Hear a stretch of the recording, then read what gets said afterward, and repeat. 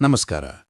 ಪ್ರತಿಯೊಬ್ಬ ಪೋಷಕರಿಗೂ ತಮ್ಮ ಮಕ್ಕಳು ಜೀವನದಲ್ಲಿ ದೊಡ್ಡ ಸಾಧನೆ ಮಾಡಬೇಕು, ಎಲ್ಲರಿಗಿಂತ ಬುದ್ಧಿವಂತರಾಗಬೇಕು ಎಂಬ ಆಸೆ ಇರುತ್ತದೆ.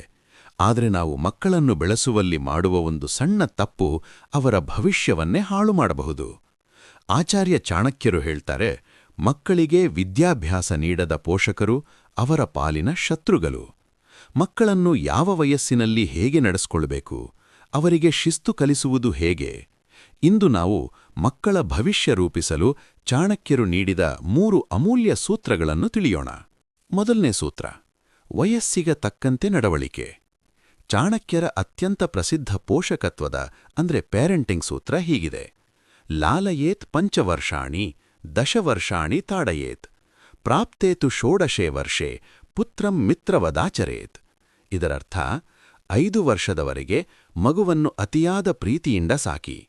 ಮುಂದಿನ 10 ವರ್ಷ 5ರಿಂದ 15 ವಯಸ್ಸು ಮಗುವಿಗೆ ತಪ್ಪು ಮಾಡಿದಾಗ ಶಿಕ್ಷೆ ನೀಡಿ ಶಿಸ್ತನ್ನು ಕಲಿಸಿ. ಈ ವಯಸ್ಸಿನಲ್ಲಿ ಅವರು ಕಲಿಯುವ ಶಿಸ್ತು ಜೀವನ ಪೂರ್ತಿ ಉಳಿಯುತ್ತದೆ. 16ನೇ ವರ್ಷಕ್ಕೆ ಮಗು 16ನೇ ವರ್ಷಕ್ಕೆ ಕಾಲಿಟ್ಟ ತಕ್ಷಣ ಅವನನ್ನು ಅಥವಾ ಅವಳನ್ನು ಒಬ್ಬ ಗೆಳೆಯನಂತೆ ನಡೆಸಿಕೊಳ್ಳಿ. ಅವರ ಮೇಲೆ ಅಧಿಕಾರ ಚಲಾಯಿಸದೆ ಅವರ ಅಭಿಪ್ರಾಯಗಳಿಗೆ ಗೌರವ ನೀಡಿ. 2ನೇ ಸೂತ್ರ: ವಿದ್ಯೆಯೇ ಶ್ರೇಷ್ಠ ಆಸ್ತಿ. ಚಾಣಕ್ಯರು ಹೇಳ್ತಾರೆ, ವಿದ್ಯೆಯಿಲ್ಲದ ಮನುಷ್ಯ ಹೂವಿಲ್ಲದ ಮರದಂತೆ.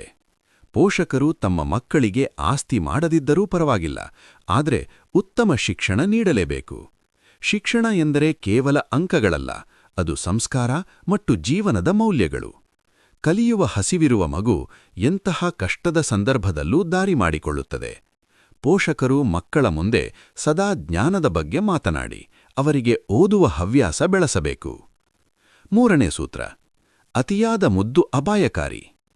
ಚಾಣಕ್ಯರ ಎಚ್ಚರಿಕೆ ಏನೆಂದರೆ, ಅತಿಯಾದ ಮುದ್ದಿನಿಂದ ಮಕ್ಕಳಲ್ಲಿ ದುರ್ಗುಣಗಳು ಬೆಳೆಯುತ್ತವೆ, ಸರಿಯಾದ ಶಿಸ್ತಿನಿಂದ ಸದ್ಗುಣಗಳು ಬೆಳೆಯುತ್ತವೆ. ಮಕ್ಕಳ ಪ್ರತಿಯೊಂದು ಹಠಕ್ಕೂ ಒಪ್ಪಿಗೆ ನೀಡಬೇಡಿ, ಅವರಿಗೆ ಕಷ್ಟದ ಅರಿವಿರಲಿ. ಎಲ್ಲವೂ ಸುಲಭವಾಗಿ ಸಿಕ್ಕರೆ ಅವರಿಗೆ ಪರಿಶ್ರಮದ ಬೆಲೆ ತಿಳಿಯುವುದಿಲ್ಲ. ಮಕ್ಕಳಿಗೆ ಸೋಲನ್ನು ಅನುಭವಿಸಲು ಬಿಡಿ, ಆಗಲೇ ಅವರು ಗೆಲುವಿನ ಮಹತ್ವ ತಿಳಿಯುತ್ತಾರೆ ಮತ್ತು ಜೀವನದ ಸವಾಲುಗಳಿಗೆ ಸಿದ್ಧರಾಗುತ್ತಾರೆ. ಮಕ್ಕಳು ಮಣ್ಣಿನ ಮುಡ್ಡೆಯಂತೆ. ಪೋಷಕರಾದ ನಾವು ಅವರಿಗೆ ಯಾವ ರೂಪ ನೀಡುತ್ತೇವೋ ಹಾಗೆಯೇ ಅವರು ಬೆಳೆಯುತ್ತಾರೆ.